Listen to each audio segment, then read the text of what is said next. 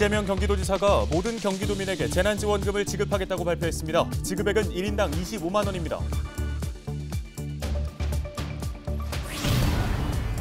정부의 잇따른 집값 고점 경고에도 불구하고 아파트값 상승세가 계속되고 있는 가운데 경기도 아파트값 상승률이 통계 작성 이래 최대폭을 기록했습니다. 올 상반기 동두천과 포천 등 수도권 비규제 지역의 아파트 매매 거래가 지난해 동기 대비 2배 이상 급증했습니다. 부동산 업계는 비규제 프리미엄이 상당 기간 이어질 것으로 전망했습니다.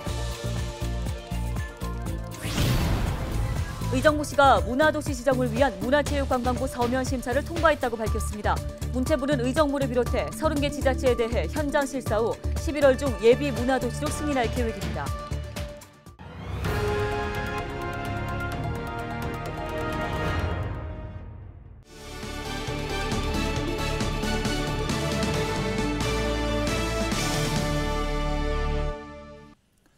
시청자 여러분 안녕하십니까? 헬로티비 뉴스입니다. 이재명 경기도지사가 모든 경기도민에게 재난지원금을 지급하겠다고 발표했습니다. 이는 정부의 5차 재난지원금 지급 대상에 포함되지 않은 상위, 소득 상위 12%에 해당하는 경기도민에게도 1인당 25만 원씩 재난지원금을 지급하겠다는 결정입니다. 이 지사는 시군과 도의회 건의를 바탕으로 재난지원금 보편 지급의 당위성과 경제적 효과를 고려해 모든 도민들에게 재난지원금을 지급하기로 했다고 설명했습니다. 이에 대한 재원은 경기도와 시군이 9대 1의 비율로 부담해 경기도는 3,736억 원, 시군은 415억 원을 낼 것으로 추산됩니다. 정부의 잇따른 집값 고점 경고에도 불구하고 아파트값 상승세가 이어지고 있는 가운데 경기도 아파트값 상승률은 통계 작성 이래 최대폭을 기록했습니다. 한국부동산원이 발표한 8월 둘째 주 전국 아파트 가격 동향을 보면 경기도 매매가격 상승률은 0.49%를 기록했습니다. 같은 기간 서울은 0.2%를 기록했고 수도권 전체로 보면 0.39% 올랐습니다. 경기도에서는 군포와 안양 등 GTX C노선이 들어설 예정지의 아파트값 상승률이 높았습니다. 올 상반기 동두천과 포천 등 수도권 비규제 지역의 아파트 매매 거래가 지난해 동기 대비 2배 이상 급증한 것으로 나타났습니다.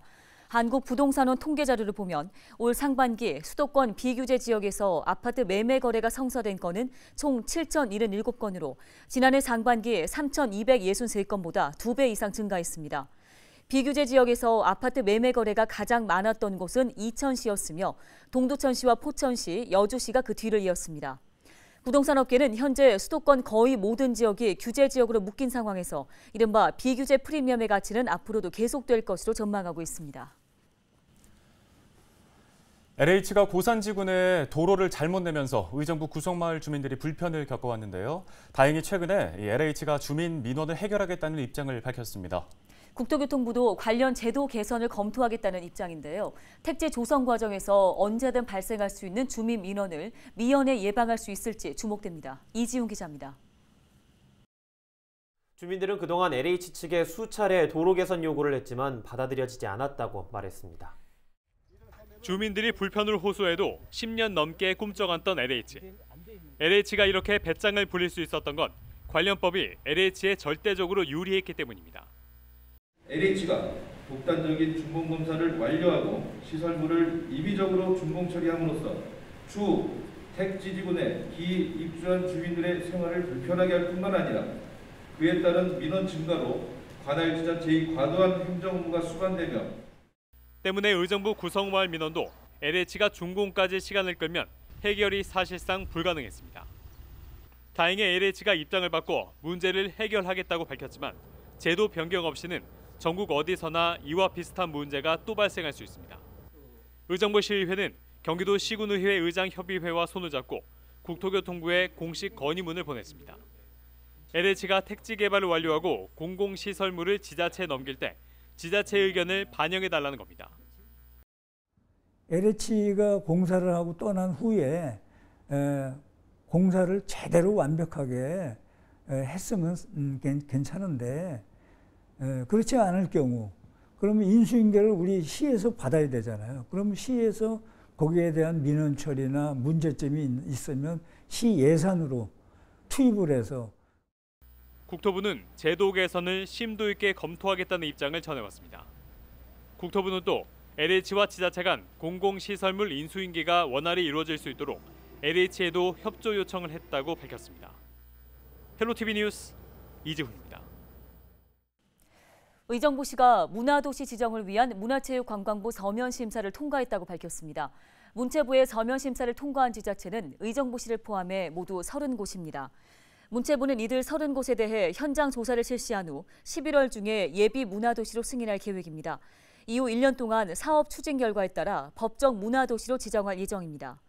법정 문화도시로 지정되면 지역문화진흥법에 따라 2023년부터 2027년까지 최대 100억 원을 지원받습니다.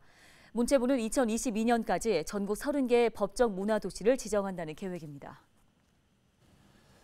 마트나 은행 또 공공기관에서 무심코 주고받는 영수증과 순번 대기표, 이 가멸지에 인체에 유해한 물질이 묻어있다는 사실 알고 계신지요? 네, 경기도가 지난해부터 도내 공공기관을 중심으로 이 가멸지 교체에 나섰습니다.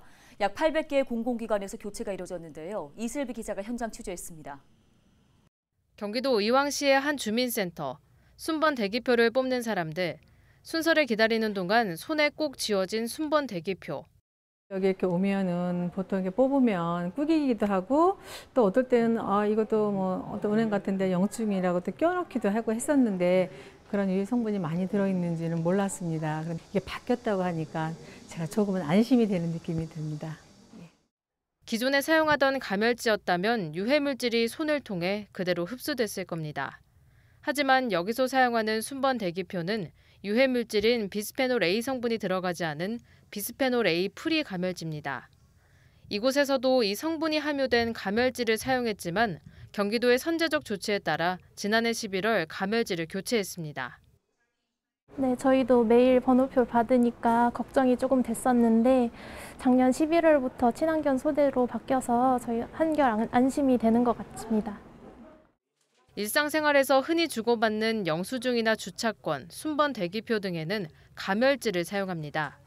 가멸지는 열을 가해 글자를 표기하도록 만든 특수 종인데 가멸지 제품 가운데 일부는 유해 화학물질인 비스페놀 A가 포함되어 있습니다.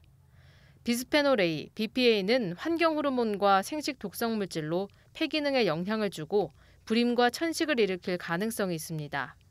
이 물질이 함유된 가멸지를 가볍게 잡고만 있어도 유해 물질에 그대로 노출됩니다.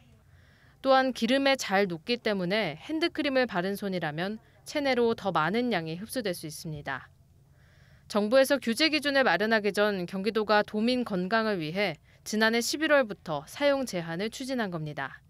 네, 경기도는 지난해부터 경기도 내의 800여 공공기관에 이 가멸지 사용을 자제하고 대체 그 사용지를 사용하도록 저희가 조치 완료했고요. 또한 앞으로는 그 재래시장이나 또한 소규모 점포에서 이미 구입해서 사용 중일 수도 있는 그 BPA 함유 가멸지를 또한 사용 자제를 권고해 나갈 예정에 있습니다. 민간 부문에서의 사용 감소를 위해서도 5대 시중은행과 3대 대형마트의 사용 자제를 권고하고 재래시장 등에도 적용할 방침입니다. 경기지TV 이슬비입니다. 일본 정부가 후쿠시마 원전 방사능 오염수를 방류하겠다고 결정하면서 일본산 수산물에 대한 국민들의 불안감이 높습니다. 이 때문에 일부 음식점들은 일본산 수산물을 국내산이라고 속여서 팔고 있습니다. 경기도 특사경 단속에서 57곳이 적발됐습니다. 이지훈 기자입니다. 경기도 양평의 한 횟집. 수산물 원산지를 모두 국산이라고 적어놨습니다. 단속반이 뜨자 원산지가 제대로 적힌 표시판을 가져옵니다. 저희 점검하고 난 뒤에 붙이시는 건 아무 의미가 없어요. 지금. 이 횟집은 일본산 도미를 국산으로 속여 팔았습니다. 아무래도 일본산이라고 써놓으면 아무래도 다르게 하니까 더 좋은 게 알려져서 써놓으면. 이천에 있는 이 횟집 역시 원산지 표시판엔 국내산이라고 써놓고 일본산을 팔고 있었습니다. 도미를 주문을 하려면 국산 있는 날은 국산을 바꾸고 국산이 안 좋거나 없으면 일본산을 바꾸니까. 흑산도 홍어를 산지 직송으로 판다는 의정부의 홍어집. 흑산도산이 아니면 돈을 받지 않겠다고 홍보했지만 거짓이었습니다. 홍어를 국산만 쓰신다고 지금 표현이. 그거를 지금 잘못입니다. 잘못게 쓰시죠? 일본 거 쓰시는 건 확인. 경기도 특사경 조사 결과 이 음식점은 최근 4년 동안 싼 가격에 일본산 홍어를 구매한 뒤 흑산도산으로 둔갑해 팔았습니다. 이렇게 수산물 원산지를 거짓으로 표시해 팔다 적발된 곳은 모두 57곳. 지난 한 달 경기도 특사경이 현장 수사를 한 480곳 중 약 11%에서 불법이 적발된 겁니다. 일본산 수산물을 국산이라고 속여 판 사례가 가장 많았습니다. 일본의 방사능 문제로 소비자들이 일본산 수산물을 기피함에 따라 최종 판매하는 음식점 등에서는 거짓 표시가 많이 일어나고 있었습니다. 특사경은 적발된 음식점들이 팔고 있던 일본산 수산물 32건에 대해 방사능 검사를 의뢰한 결과 모두 기준치 이내인 것으로 확인됐습니다. 특사경은 원산지 거짓 표시로 적발된 음식점에 대해서는 보강 수사를 통해 검찰에 송치할 예정입니다. 헬로티비 뉴스 이지훈입니다.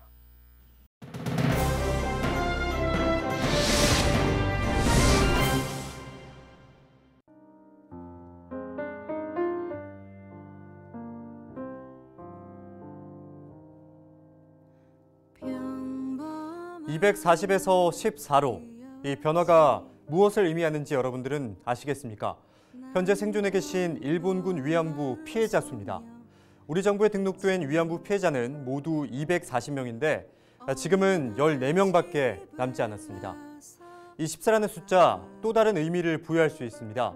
8월 14일 광복절 하루 전날인 이날은 지난 1991년 일본군 위안부 피해자인 김학순 할머니가 처음으로 피해 사실을 공개 증언한 날입니다.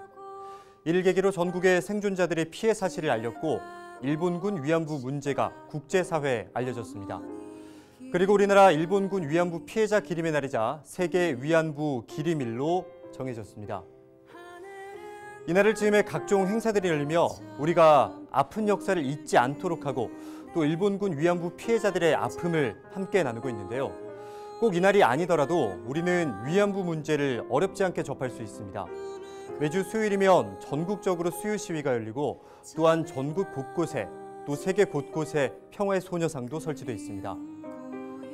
온라인에서도 일본군 위안부 문제 연구소 아카이브 814라든가 정의기억연대 홈페이지를 통해 관련 기록과 위안부 피해자들의 이야기를 접할 수가 있습니다.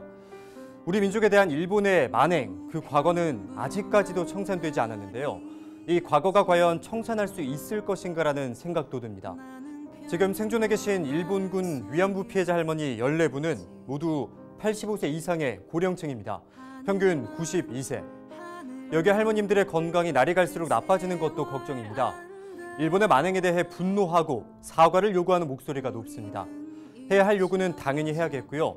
우리의 어머니, 우리 할머니가 겪은 고통을 이해하고 그 아픔을 보듬기 위한 노력에도 우리 모두가 관심을 가져야 할 것 같습니다. 지금까지 헬로티비 브리핑이었습니다.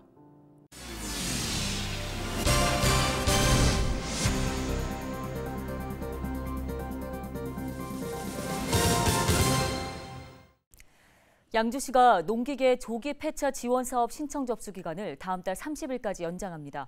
대상 농기계는 2013년 이전에 생산된 트랙터와 콤바인으로 농협 면세유 관리 시스템에 등록이 돼 있고 지정 폐차 업소에서 정상적으로 가동되는 농기계여야 합니다. 지원 대상은 농협 경영체에 등록된 농업인과 농업법인이며 보조금 신청을 기준으로 해당 농기계를 6개월 이상 소유해야 합니다. 노후 농기계의 조기 폐차 시 지원 금액은 기종별 규격과 제조 연도 등에 따라 트랙터는 100만 원에서 2,249만 원까지, 콤바인은 100만 원에서 1,310만 원까지 지원됩니다. 폐차 업체에서 농기계 가동 상태 여부를 확인하고 폐차 후 폐차 확인서를 발급받으면 보조금을 지원받을 수 있습니다. 경기도 보건환경연구원이 김밥집 집단 식중독의 원인이 살모넬라 엔터리티디스균이었다며 무더운 날씨에 음식 재료 관리에 주의를 당부했습니다. 지난해 경기도에서 발생한 식중독 유증상자 59명 중 28명이 살모넬라균에 감염됐고 이들 모두 계란 지단을 섭취한 것으로 확인됐습니다. 보건환경연구원은 식중독을 예방하기 위해선 계란 등을 만진 뒤에 반드시 세정제로 손을 씻고 다른 식재료를 취급해야 한다고 말했습니다. 또 원료별로 칼과 도마를 따로 사용하고 조리 과정 중 식재료나 조리 도구에 교차 오염이 되지 않도록 해야 한다고 덧붙였습니다. 헬로티비 뉴스 저희가 준비한 소식은 여기까지입니다. 네, 시청해주신 여러분 고맙습니다.